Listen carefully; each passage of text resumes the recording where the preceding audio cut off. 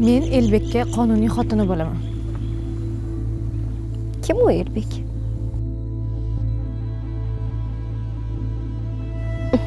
Meni raqamimni kim berdi o'zi sizga?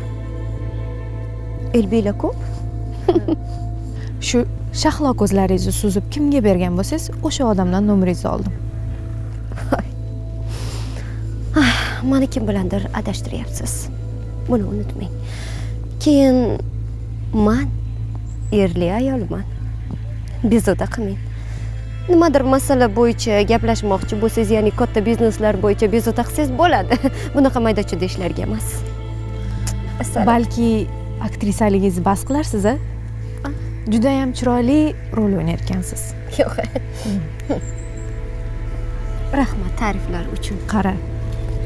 Mana shu surat senikimi? Bu seni nomering.